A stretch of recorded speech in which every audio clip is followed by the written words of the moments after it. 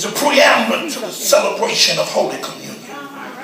And David said, is there yet any left in the house of Saul, that I may show him kindness for Jonathan's sake? David had already assumed the posture of king. The Bible said Saul was the former king.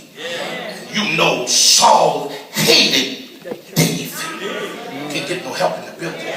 And I need to tell you, as soon as you get settled in what God got for you, haters will come.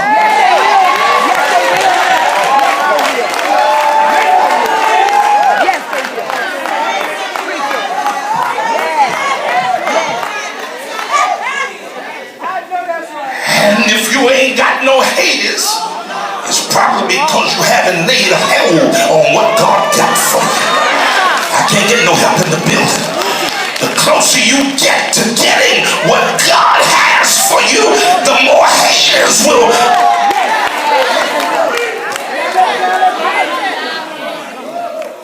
Lead on somebody and tell them, don't let your haters make you turn back. Because God prepares a table before me in the presence of my enemy. Where the people that know what I'm talking about, lift your hands and say, I know that's right. I got to close. Saul hated David. I don't have time to preach the whole thing. Preach it. But Saul had a son whose name was Jonathan. And although Saul hated him, Jonathan loved him. I can't get no help in the building. That's why you can't get rid of your haters, because their descendants are going to love you. No help in the building. Talk, sir. Be careful about who you cut out of your life. I ain't got no help in the building. Look at somebody and tell them, be careful. Because one person don't like you don't mean God ain't gonna raise up 10 more that do. I just need about 10 of y'all to go give somebody a high five and tell them I know you right. Some of y'all didn't lose nothing. You looking at me like New York people. I'm going back to New York if y'all won't get it.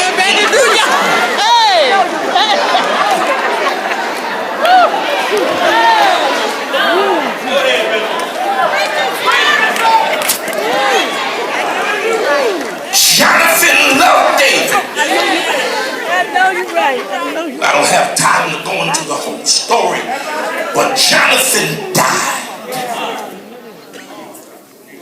The Bible says that here David assumes his position in the palace, breaks open the book of the Chronicles that has the record of people who assisted him in their life.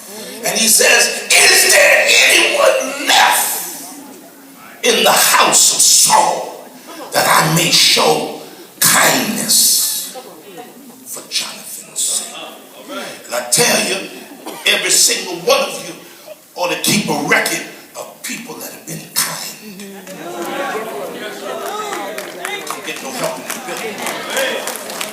I was in Virginia yesterday, but I could have gone back to my church today.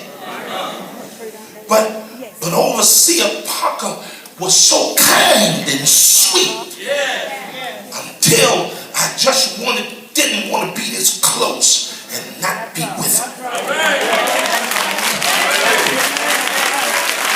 Can't get no Mount Joy help. I want this thing. Said that I might show him kindness for Jonathan's sake. Now Jonathan is dead and gone, but David can't forget him. And so he asked the question, is there anyone left in Saul's house that I can bless him for Jonathan's sake? And the Bible says here that the servant Ziba said, yes, Jonathan hath yet a son, but there's a problem. he's laying on his feet.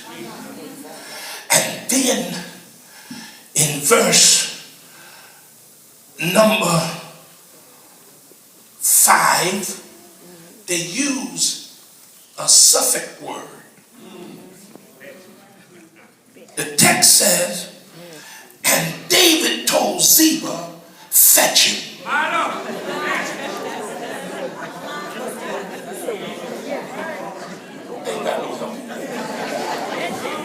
That ain't a New York word. That's a down south word. It is. Look at somebody and say, fetch him. Fetch him.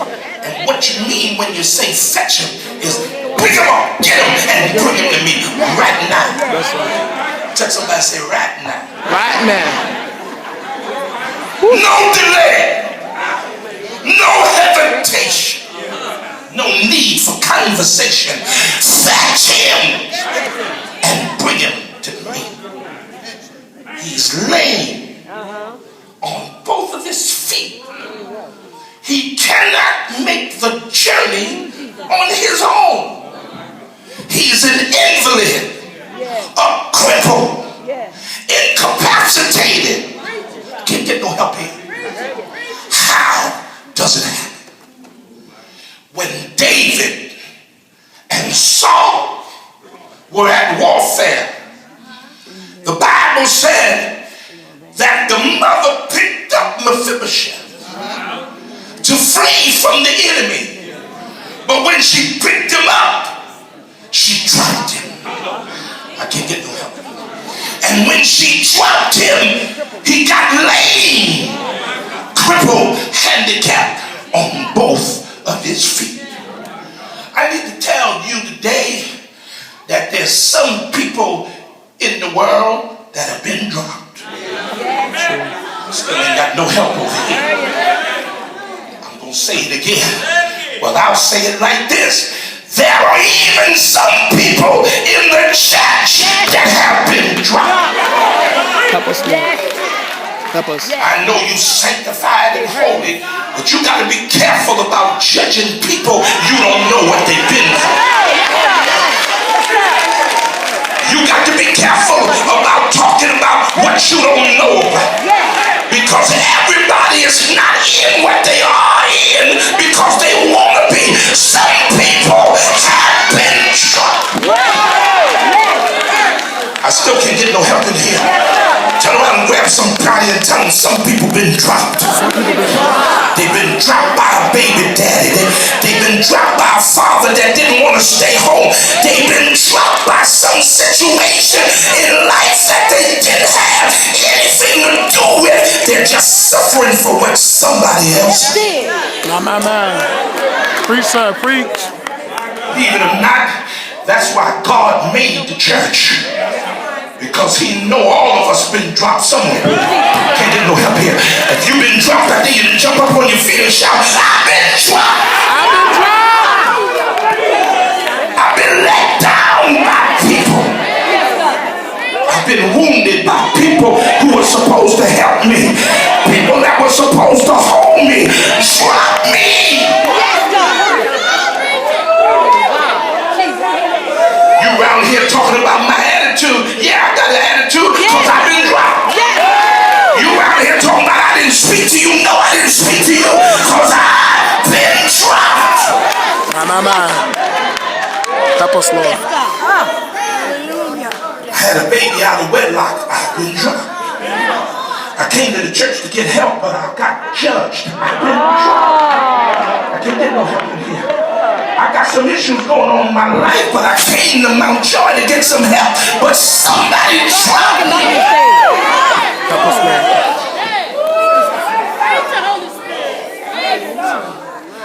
Dropped me, and I became an invalid.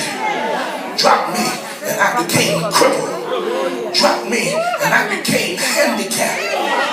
But God set a system in place. Couple times. It's called the Holy Ghost. I can't get no help in here. I wish I had a few drop people that know what the Holy Ghost can do. I'm almost finished. I got to close now. Look at your neighbor and say, He said, fetch him and bring him to me. And the verse said, when he got there, Mephibosheth said, no, are you coming to do me harm? Are you coming to kill me too? Because people who have been dropped are already defenseless. Yes, sir. They're on the defense. Yes, they are. Yes, they are. People in trouble don't need you to tell them they're in trouble. They need you to get the help. I just want to ask a question. Is there anybody here this morning that came to help somebody? Get up on your feet and grab somebody and say, neighbor, I came to help you.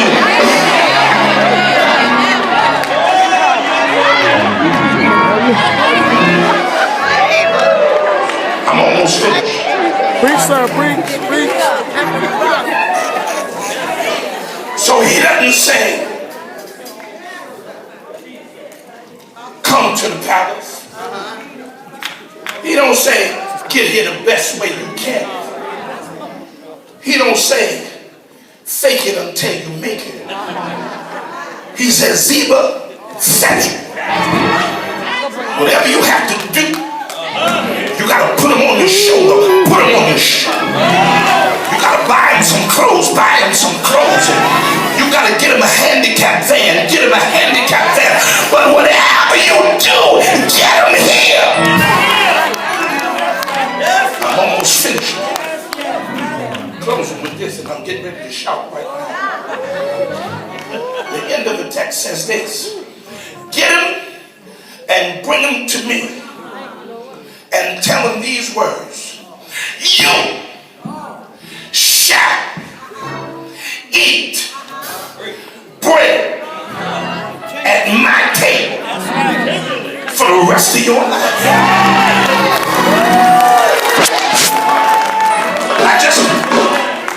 The rest of y'all can just sit right there. I'm not talking to you. I'm just talking to somebody that know life dropped you. The Lord sent me here to tell you this. You getting ready to have a turnaround. If I can get 100 of y'all to just spin around right now and say, God, get ready to turn around.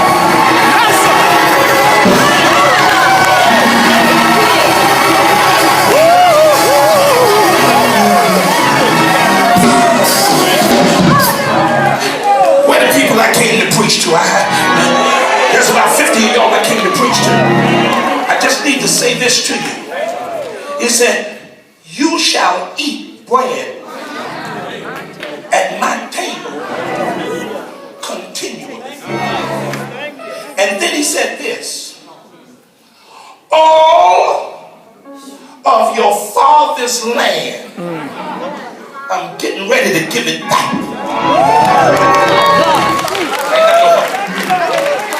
In other words, David told Mephibosheth, everything that you lost because you were handicapped, I'm getting ready to give it back. I ain't got no help in